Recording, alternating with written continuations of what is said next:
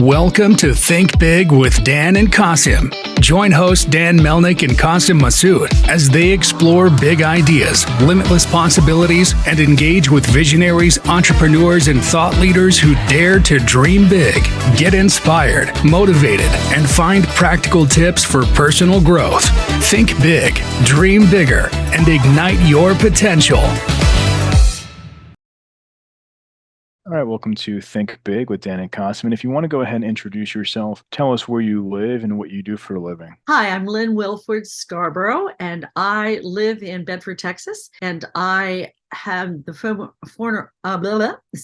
I sell gourmet cheese spreads. Cheeza Pleeza is the name of my company. We sell through Central Market and also through in Central Texas, as well as my former life. I was a TV news consultant and working in the news business. Awesome. So how did you get the idea to start this company? Well, how I got the idea was I've always been a person that's been involved in the food business in one way or another. In high school, I got bored with football games, so I was in charge of the concession, so I didn't have to watch the games. But how I got involved was after being on the road for a long time, my mother got sick and she was in a nursing home. And anybody who's got an elderly parent know that they get food fatigue, especially if they've been a foodie. So I was at the nursing home with mom. We were having problems with getting enough protein in her. So I was desperate to get nutrition in mom because it made all the difference in her life. And she said, honey, would you make me a pimento cheese sandwich homemade? And I just went, okay, mom, even though I don't like pimento cheese, because to me, it never was something I ever ate as a child. So I made her one, but instead of, because she had health issues, I took out the salt and I took out the sugar. I reduced the salt, took out the sugar, and made it like a cheese ball. So it had way more flavor and didn't taste like all that mayonnaise, because I said she couldn't eat the ones that were in the store because she says, honey, those things glow in the dark. I can't eat that. So I said, yes, mom. And so I started making her a gourmet cheese spread that was, that was lots of flavor, and I used herbs and spices instead. And it all began with mom. And then later I started, after mom passed, I sold some at farmers market, and boom, it took off. And now we're 8 tons later, and we're selling the cheesa. Awesome. So I'm just curious, right, in terms of like the actual product, how do you differentiate yourself from competitors? Or if you do have competitors, like what does that look like for you? Well, they may look similar to a pimento cheese, but the difference is the flavor. Once people taste it, they can tell. We are a premium product, and most pimento cheese spreads are made with one type of cheese. If it's even made with cheese, a lot of it's used powdered cheese, but we actually have 5 types of cheese, and we have herbs and spices instead of chemicals and salt. The other thing is I have over 50 flavors that we've developed. We have spicy, we have savory, we have sweet, and we have a lot of ethnic sassy ones like wasabi, Greek holiday, pizza pizzazz, dill pickle palooza. So we have food that is a lot of fun, but it's also more nutritionally dense, and it's definitely got bigger flavor. Awesome. So in terms of today, like you mentioned, it's being sold in the store. So I guess from the business side, like what percent of your business is e-commerce versus retail? Well, we are not in e-commerce, even though that is where we really want to be. But the challenge is that they'll even tell you on Shark Tank, you don't want to deal with refrigerated products, which is our problem. I had people that would order some, I shipped it. It cost more to ship it and make sure that it was there on time than it did for the cost of the product itself. So we're looking as, people can order through our companies, like the stores that we're in, they can ship because they already have that in place. But we're looking as we scale up to being in Amazon. And once we're in Amazon, Whole Foods, in that place, they can take care of the shipping for us, because that's not really where we need to be at this point in time. For sure. So it's more of just like the infrastructure to ship it is expensive. And for you, it's like it all has to make sense. Okay, let me just have a third party like an Amazon or a grocer, if they can ship it or deliver it, home delivery, right? That way you don't have to worry about all these crazy shipping expenses to ship cold items. Yeah, because the weight, the challenge is that one, you're going to have ice packs with it. And a lot of people do that, like the Go Fresh, but they purchase in such quantity, it's not an issue for them. The other issue is a timely delivery. We had problems where we would ship it with a guarantee of 2 days, and we get there 4 to 5 days later and the product was spoiled. So until we have a mega system where we have a big hammer that we can make sure that everything gets there on time, it's just not an effective use. However, if somebody like Neiman Marcus and other people want to start that have those systems in place, we are happy to be in their catalog. For sure. So in terms of your products, like how have you gotten the word out so far? I mean, being in the like in the grocery store, have you done like samplings? Like how have you gotten like in front of people to this point? That's a great question. And it is a challenge. But as most people know in the food business, you got to get it in their mouth. We have done we have done sampling. This is never my intention to start this company. Trust me, cheese was never in my dream board, much less in something that I ever thought I'd do. It just kind of happened. Here I was, older, finished other careers, and I discover I have this gift for cheese making. But what we do is we started in farmers markets, and from farmers markets into small stores. Sampling is critical, but we also do a lot of social media, and we have fantastic evangelists. I just let the people we are doing social media, that we're growing that, and we also worked very hard to develop really catchy names that people like and they remember. And we've also done we've spent a lot of time on developing our packaging, so that we had sort of the more advanced type of labels and colors that would help attract the demographic we're reaching for. Awesome. So I'm curious, in terms of your strategy for social media, have you hired influencers or run ads? Like how have you gotten in front of people to this point? Well, we're pretty much still a bootstrap organization. My answer next year will be totally different because we're about to launch some stuff. But we've used a lot of social media, purchasing ads, but influencers is our next stop of what we're going to go for. We're also going to be doing videos, cooking videos, short little cooking videos, that and how to use it.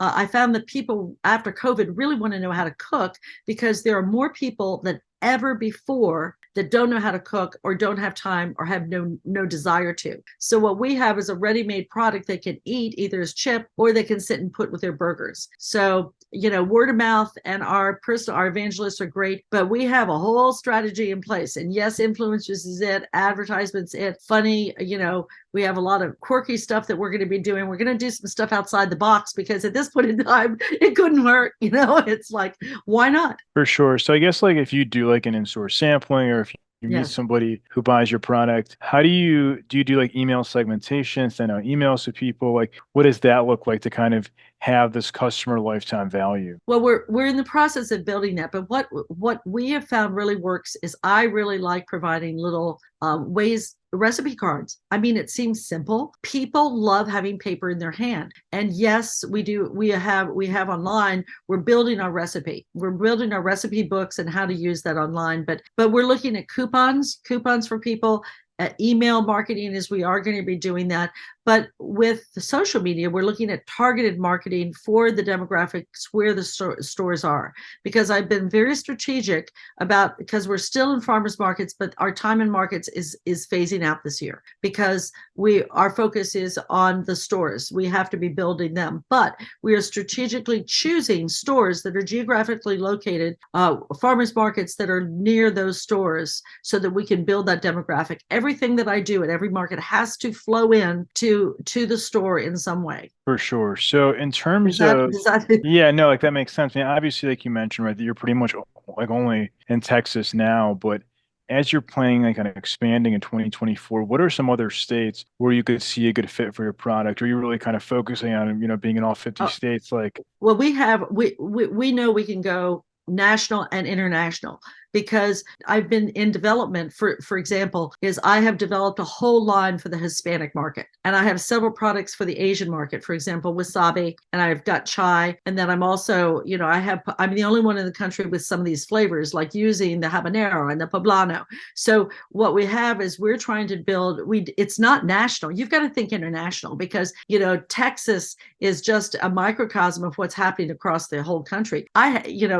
There are things definitely that are very different about the cheese market for the Hispanic versus Asian versus the Northeastern. We know that the 4-state regionally is great. I mean, we don't have any problem in Oklahoma, but Southeastern, we're going to have an interesting competition because the type of cheese I made a pimento cheese for the Southwestern market versus the Southeastern, but I have other flavors that they haven't even dreamed of yet that the competitors have. But we've actually created a new niche within the cheese spread market. There's the people that have the ultra processed. The ultimate would be like cream cheese Philadelphia. That would be the one end of it. And your craft, pull it out of the bucket and do it up. And it looks like, basically cheese paste. Okay.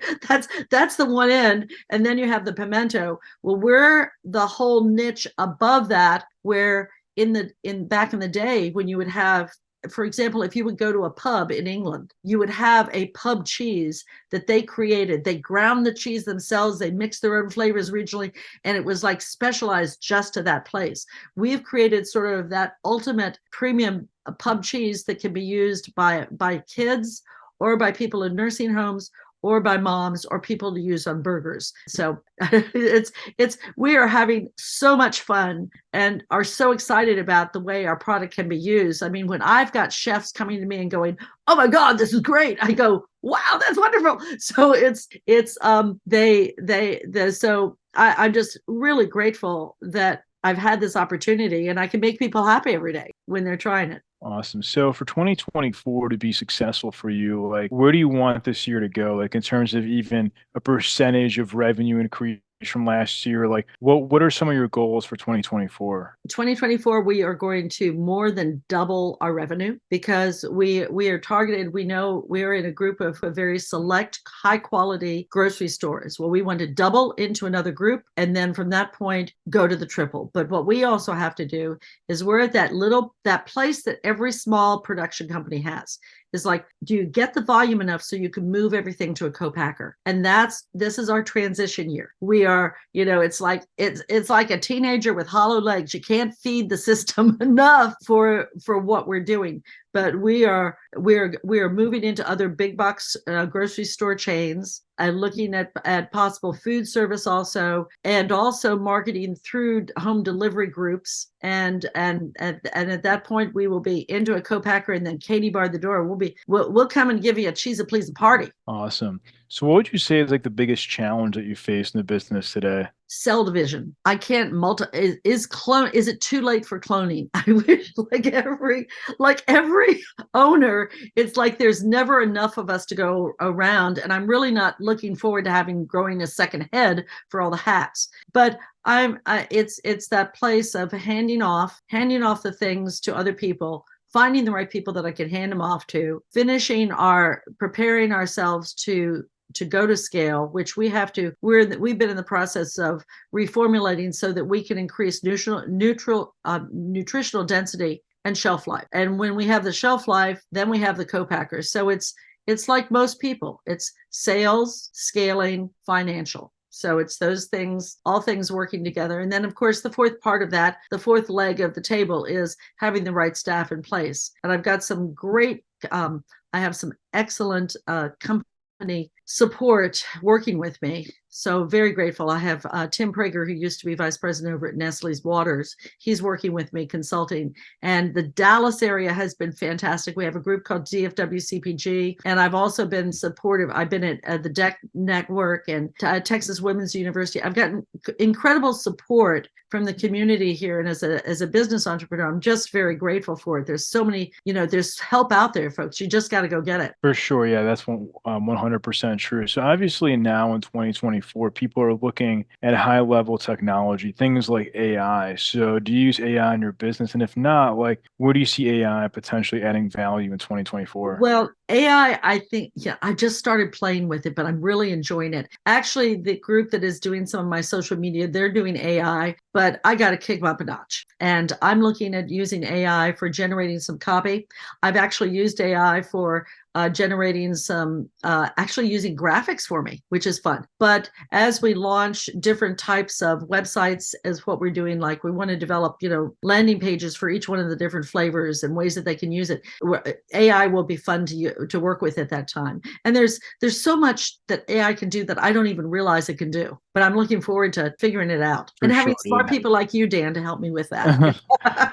For sure. So what would you say is like the one biggest piece of advice that you wish you knew before you started this business? Oh, wow. There's so many things. It has to be one. The one piece of advice is get your capital. Capitalization is important beforehand, and developing, and don't get ahead of yourself before you're ready. And For sure. it's better to move slower and build a strong foundation than it is to go faster with the food industry, because there's so many issues that we've got to deal with in terms of there's so many pieces that come together. For example, the trademarking, the shelf life issues, the labeling. There's 1,000 little details that you have to get in place. If I'd been more attentive to detail on some of the things, I would have saved myself some time later. No, for sure. Yeah, those things are very important. So if we're going to have this conversation again in 1 year from now, where do you see things going for your business? I see I'm scaling, and I am scaling into more stores, and my issues are going to be making sure that we can, well, a year from now, we're going to be doing a big capital raise, because we're going to be launching and looking forward to going into about 125 stores by then. Awesome. That's exciting. And we're rooting for you. So if somebody watching this